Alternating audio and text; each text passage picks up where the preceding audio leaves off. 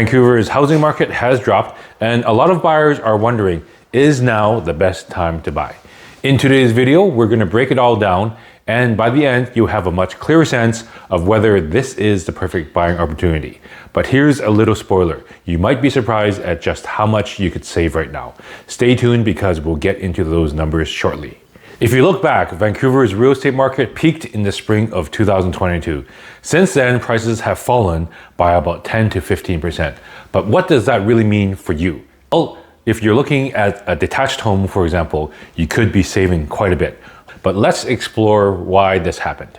So what's causing these drops? A few key factors are in play.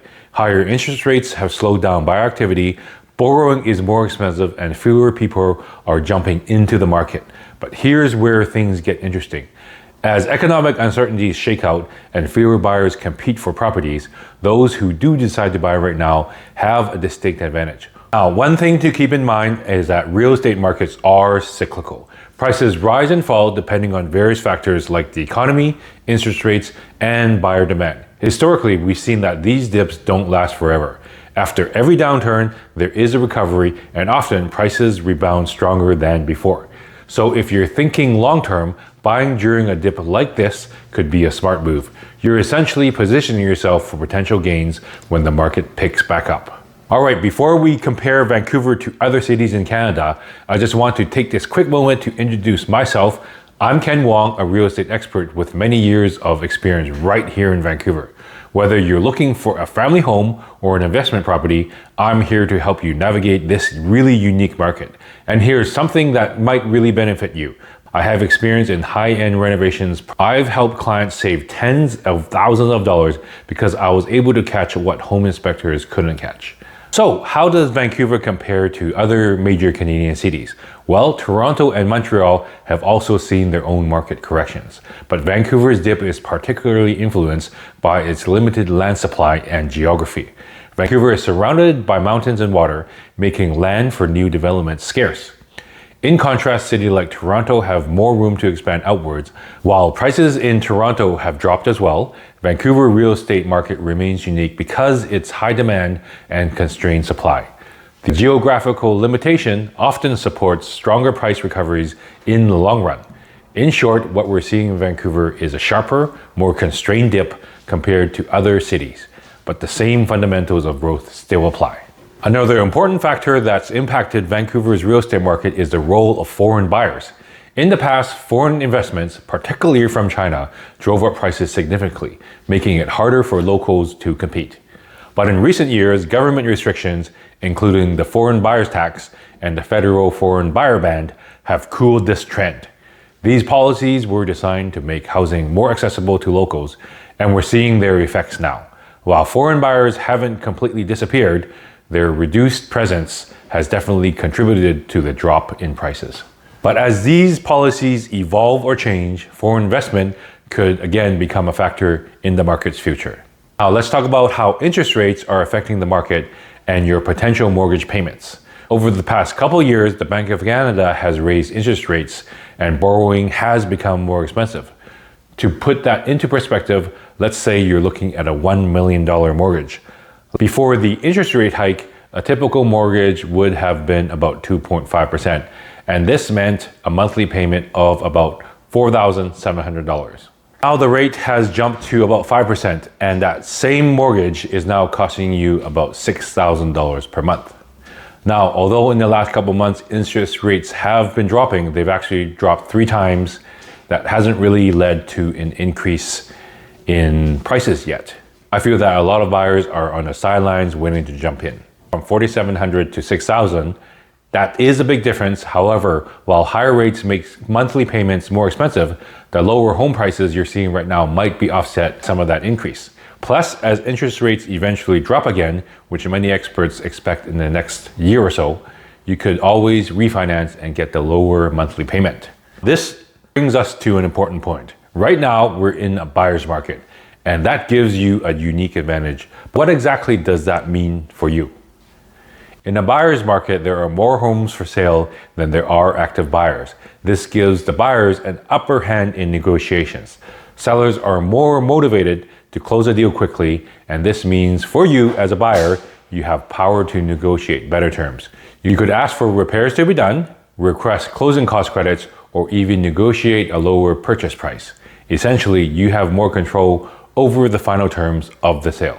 For example, if a home has been on the market for a while, the seller might be more open to reducing the price or addressing any concerns you find during the inspection. This could save you thousands, not just on the purchase price, but on repairs you would have had to handle yourself. If you're a first-time buyer, negotiating in the buyer's market can feel intimidating. But remember, now is the time to ask for what you want. Do not be afraid to request a home inspection, ask for repairs, or seek out favorable terms. Sellers are often more willing to accommodate requests in the buyer's market. So that's why it's worth having these conversations. Being prepared and having a clear idea of what you need from the deal will make you a more confident negotiator. Let's talk about some of Vancouver's neighborhoods and how they're performing differently in the current market. Certain areas have seen more dramatic price drops, while others remain more resilient due to high demand. Kitsilano is a perfect example of a neighborhood that continues to be highly desirable. While prices have dipped slightly, the area's proximity to the beach and its community vibe keep demand relatively stable. For buyers, this might be a good time to get in before prices start rising again as the market rebounds. Other neighborhoods like Mount Pleasant have seen more price drops as well. This area, known for its trendy cafes and artistic feel, has seen a dip in prices, offering buyers an opportunity to buy into such a vibrant community at a lower cost than before. This could be a great option for young professionals or families looking for an urban lifestyle. Then there's the example of the West End, which is a prime example of a neighborhood where prices haven't really fallen as much because of its proximity to Stanley Park and the waterfront. Properties here are always in demand due to the area's appeal to both locals and tourists. For buyers looking to invest during the dip, you might also want to look at up-and-coming neighborhoods like East Vancouver or the Hastings-Sunrise area. These areas are seeing more development and are likely to see stronger price growth in the coming years as more people move in and infrastructure improves. Right now, you could potentially find properties at a lower price point and enjoy appreciation in value once the market stabilizes.